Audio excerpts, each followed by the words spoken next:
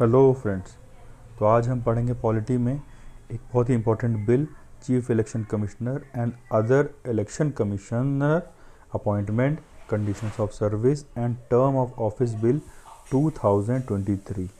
ये रिसेंटली अभी पेश किया गया है राज्यसभा में। इसके बारे में कुछ इम्पोर्टेंट फैक्ट्स एंड क्या इसके वे फॉरवर्ड होंगे, क्या इसके ड्रॉबैक्स हैं, क्या इसके कंसर्न्स हैं, ये पढ़ेंगे। ठीक है, तो ये न्यूज़ में क्यों है? बिकॉज ये रिसेंटली यूनियन गवर्नमेंट ने इंट्रोड्यूस किया है chief election commissioner and other election commissioners appointment, condition of service and term of office bill in Rajya Sabha. ये क्या करेगा? फोरगो करेगा या ओवरराइड करेगा इलेक्शन कमीशन एक्ट 1991 को, जो कि पहले इलेक्शन कमीशन एंड इनके बिजनेस को रेगुलेट करने के लिए बनाया गया था।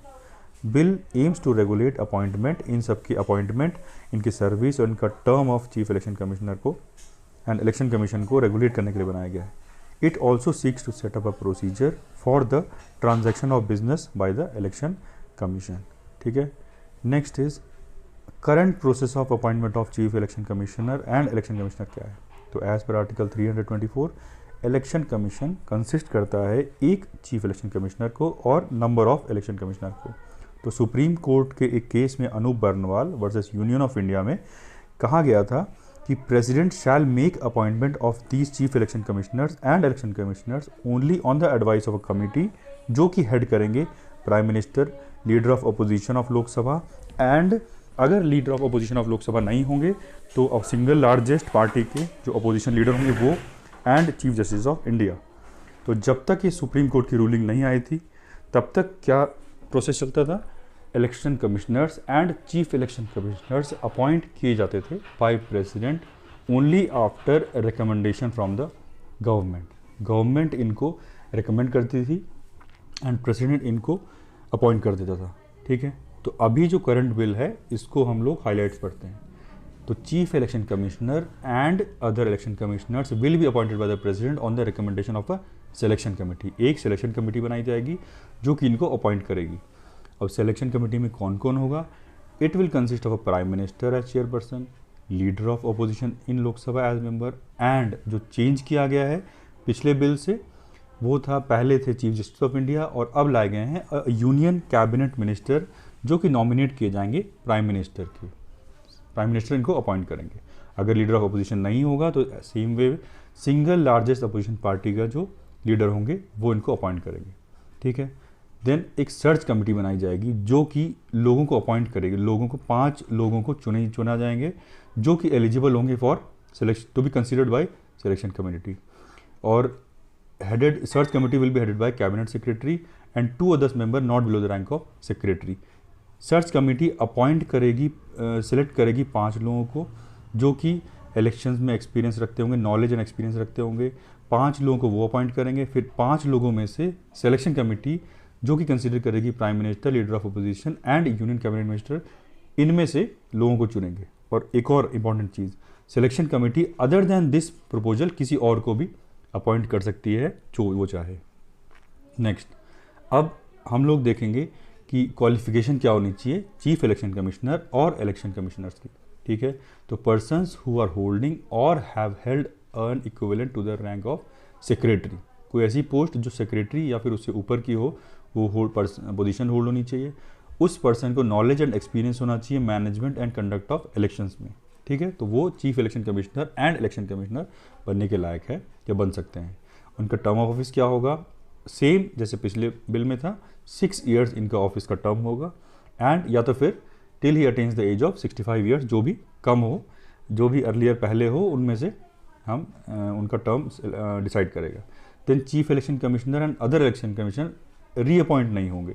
ठीक है, salary allowances will be same as that of a cabinet secretariat. Next, अब इनको हम लोग रिमूव कैसे कर सकते हैं, रिजाइन कैसे ये करेंगे?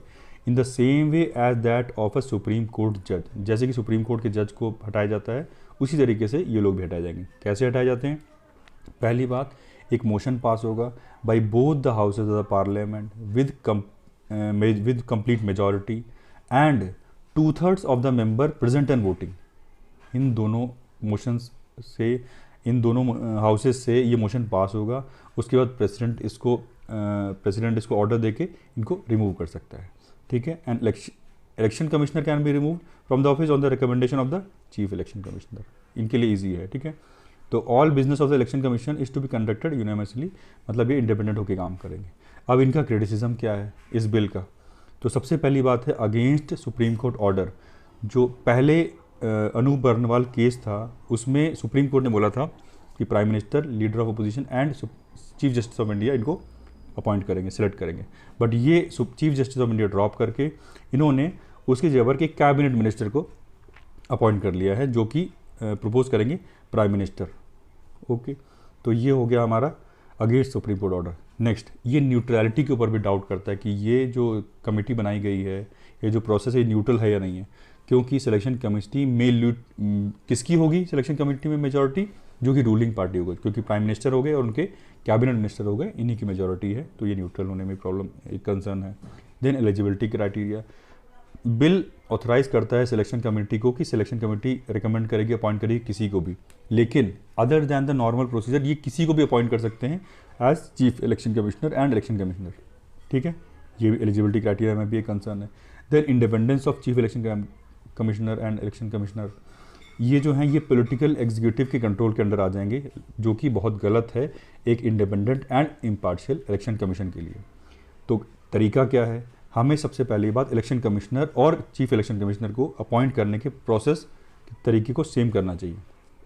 नेक्स्ट, मल्टी स्टेक होल्डर, इस कमेटी में ज़्यादा से ज़्यादा चीफ जस्टिस ऑफ इंडिया लोगों को सबमिट करना चाहिए, लोगों को लेना चाहिए, जैसे कि chief justice of India, prominent jurist, independent experts, civil society के मेंबर्स को, जो कि ट्रांसपेरेंसी लाएँ अपॉइंटमेंट प्रोसेस में। देन सीनियरिटी प्रिंसिपल को लागू करना चाहिए। इलेक्शन कमिश्नर जो सीनियर है वही चीफ इलेक्शन कमिश्नर बनेगा, ठीक है।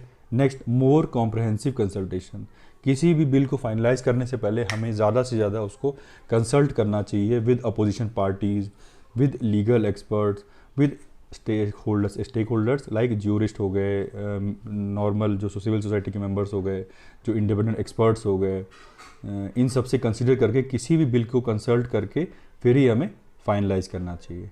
तो ये सारे तरीके हैं जिससे कि हम लोग इस बिल को और अच्छा और ट्रांसपेरेंट तरीके से इस डेमोक्रेसी के लिए